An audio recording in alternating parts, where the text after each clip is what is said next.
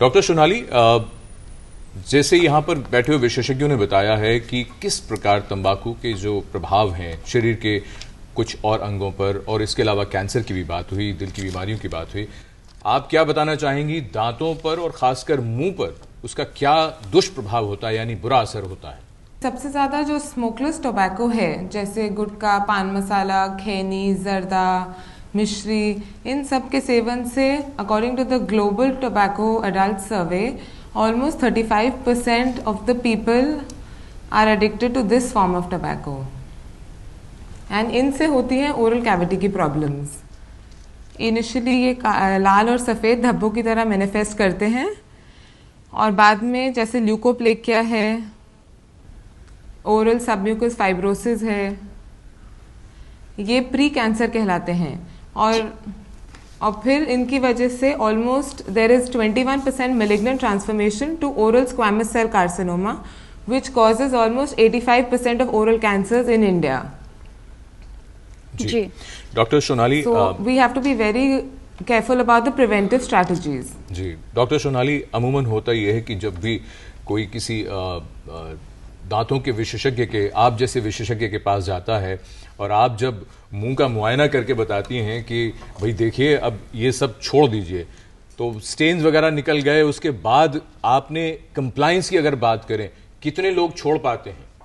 Actually देखा जाता है कि 70% of the people who want to quit tobacco are unable to do so जब तक उनको हेल्प नहीं मिले। तो इट्स वेरी इंपॉर्टेंट कि जो कंसल्टेंट्स या फिजिशियंस या डेंटल सर्जन्स देख रहे हैं वो उनसे पूछें कि क्या वो तंबाकू खाते हैं किसी भी फॉर्म में और क्या वो छोड़ना चाहते हैं। यदि वो छोड़ना चाहते हैं then we have to give them a very effective quit plan and make sure there is no relapse. तो हमने ये तो अभी शुरुआत में ये समझने की कोशिश की है कि शरीर के अलग अलग अंगों पर क्या प्रभाव पड़ता है। हमारे पास एक पैकेज, हमारे पास एक रिपोर्ट है जिसके जरिए हम दिखाना चाहेंगे अपने दर्शकों को कि तंबाकू का कितना बुरा असर पड़ता है और हमें पता भी नहीं चलता है।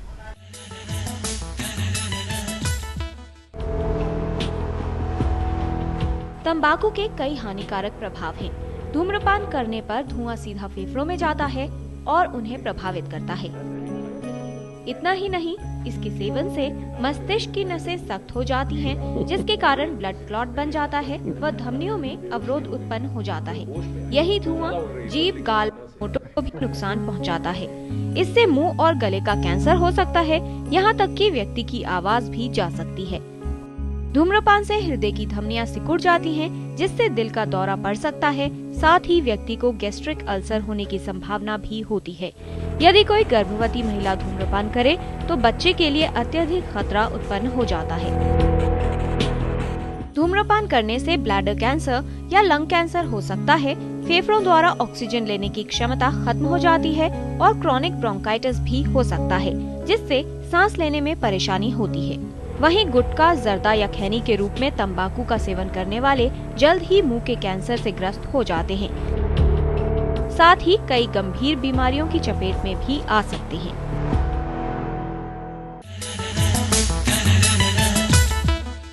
जो इस रिपोर्ट को देख ले उसके बाद भी तंबाकू का सेवन करता रहे तो फिर उसको क्या कहें। डॉक्टर जुल्का, ये बताइए, आपने ये बताया कि तंबाकू के सेवन से कितनी प्रकार के कैंसर्स होते हैं और आप बाकी डॉक्टर बलराम भार्गव और डॉक्टर गुप्ता ने भी यही बताया कि क्या दुष्प्रभाव होते हैं इसके। एक बात बताइए, बहुत से लोग आर्ग्यूमेंट के तौर पे, तर्क के या जो भी कहें उसे, तर्क अगर रिवर्स लॉजिक भी कहें, वो ये कहते हैं कि साहब फलां जो शख्स है वो वर्षों से सिगरेट भी पीते हैं, तंबाकू भी खाते हैं, लेकिन उनको न कैंसर हुआ न कुछ हुआ। ऐसे लोगों को क्या कहना चाहेंगे आप? देखिए, ये ऐसा है, ये लोग हमें भी क्वेश्चन पूछते हैं तो हम यही बताते हैं कि कैंसर के दो प्रकार के जीन्स होते हैं। एक ऑन्कोजीन्स जो कैंसर करती हैं, एक ट्यूमर सप्रेसर जीन जो कैंसर को सप्रेस करती हैं। जी। तो तंबाकू का दुष्प्रभाव ट्यूमर सप्रेसर जीन पे होता है। तो जो ट्यूमर सप्रेसर जीन है उसमें खराबी आ जाती है, म्यूटेशन आ जाती है, तो उसको कहते हैं P53 जैसे एक जीन है। तो अगर ट्यूमर सप्रेसर जीन में खराबी आ गई तो फिर ट्यूमर अपने आप आ जाएगा। जी। तो 90% of the lung cancers are due to tobacco. हमें ये रियलाइज करना चाहिए। और ये भी स्टडी की गई है कि जो स्मोकर्स की वाइफ्स हैं जो स्मोक नहीं करती वो उनमें भी 20 to 30% increase risk of lung cancer है, क्योंकि शायद पैसिव स्मोकिंग का असर ज्यादा है। अच्छा, जो लोग ऑफिस में हैं, सपोज ऑफिस में कोई स्मोक कर रहा है, उसमें भी about 15 to 20% increase risk of lung cancer. तो इसलिए not even active smoking but passive smoking is also dangerous. जी, ये जो सभी तमाम बातें सामने आ रही हैं डॉक्टर भार्गव, जैसा हमने रिपोर्ट में भी देखा और सब लोगों को मालूम है कि अगर तंबाकू का सेवन होगा तो ये बीमारियां हो जाएंगी, लेकिन उसके बावजूद अगर देखें तो जो कॉलेज स्टूडेंट्स हैं, स्कूल गोइंग हैं, यंगस्टर्स हैं, उनमें काफ़ी चलन बढ़ रहा है, महिलाओं में काफ़ी चलन बढ़ रहा है। किस तरह के दुष्प्रभाव आप देखते हैं और कारण क्या मानते हैं इसका? देखिए, इसका कारण बड़ा मुश्किल है कहना, क्योंकि जो तम्बाकू का सेवन हिंदुस्तान में हो रहा है वो इस समय बढ़ रहा है। वेस्टर्न सिविलाइजेशन में घटा है, कम हुआ है, और पिछली सदी में ये देखा गया कि सिगरेट का कंजम्पशन काफ़ी कम हो गया है, और इसलिए जो उनकी हार्ट अटैक और दिल का दौरा वाली बीमारी जो कम हुई है वेस्टर्न सिविलाइजेशन में, यूएसए में या इंग्लैंड वगैरह में, वो देखा गया है कि 60% रिडक्शन जो हुआ है वो केवल सिगरेट छोड़ने से हुआ है या रिस्क फैक्टर के मॉडिफिकेशन से हुआ। 35 to 40% हुआ है ट्रीटमेंट से, बेहतर ट्रीटमेंट से, बट 60% बेटर प्रिवेंशन से हुआ है। हमारे यहाँ अभी हम लोग के यहाँ बढ़ रहा है, थोड़ा सा फैशनेबल भी है। यंग गर्ल्स भी स्मोक करती हैं, यंग बॉयज़ भी स्मोक करते हैं, बट थोड़ी सी लिटरेसी लेवल भी नहीं है। आपके इस प्रोग्राम के माध्यम से काफ़ी लोगों को मालूम पड़ेगा और इससे ये मतलब लोगों को समझ में आएगा कि इसको छोड़ना ज़रूरी है। इसको छोड़ने से मैंने तो ये देखा है अपने मरीज़ों में कि जिनको दिल का दौरा हो जाता है वो सबसे बढ़िया होते हैं छोड़ने के लिए, एक बार हो जाने के बाद। यदि उससे पहले अगर वो लोग कर देते तो दिल का दौरा रुक सकता था, मगर जब हो जाता है तब ये लोग बहुत मानते हैं डॉक्टर की बात। जी डॉक्टर जिल्का, एक जो पैसिव स्मोकिंग की बात आ रही थी, आपने बताया कि वो लोग जो स्मोक करते हैं उनके आसपास रहने वाले वो भी इंक्रीज्ड रिस्क होता है कैंसर डेवलप करने का। ऐसे जैसे कि स्मोकर्स वाइफ्स का मैंने बताया कि 25 to 30% इंक्रीज रिस्क। ऐसे ही जो ऑफिस में स्मोक करते हैं, वैसे तो ये अलाउड नहीं है पर इम्प्लीमेंटेशन हो नहीं पा रहा अभी तक, तो कुछ लोग स्मोक करते हैं तो दूसरे लोगों को भी इंक्रीज रिस्क है 15 to 20%। जी, इसी बात को आगे बढ़ाएं डॉक्टर अमित कुमार गुप्ता, जैसे जो डॉक्टर जुल्का कह रहे हैं कि अगर कोई स्मोक करता है, आसपास रहने वाले, ऐसे में जो छोटे बच्चे हैं, प्रेग्नेंट फीमेल्स हैं, किस तरह का प्रभाव उन पर पड़ता है और कौन सी समस्याएं होने का खतरा उनको हो सकता है? जी देखिए, पैसिव स्मोकिंग की वजह से होने वाले जो दुष्प्रभाव हैं वो स्मोकिंग करने वाले लोगों से ज़्यादा हैं। जो लोग पैसिव स्मोकिंग के घेरे में आते हैं उनको होने वाली बीमारियां ज़्यादा हैं। खास तौर से जो प्रेग्नेंट फीमेल्स हैं, अगर वो स्मोकिंग करती हैं या पैसिव स्मोकिंग के असर में आती हैं तो लो बर्थ वेट और स्टिल बर्थ होने के चांसेस बढ़ जाते हैं। छोटे बच्चे जो कि पैसिव स्मोकिंग के प्रभाव में आते हैं उनको अस्थमा जैसी दिक्कतें बढ़ जाती हैं। साथ ही पैसिव स्मोकिंग और स्मोकिंग दोनों से ही बॉडी की रोगों से लड़ने की ताकत यानी इम्यूनिटी कम हो जाती है, जिससे कई तरह के बैक्टीरियल इन्फेक्शंस और इवन टीबी होने के रिस्क बढ़ जाते हैं।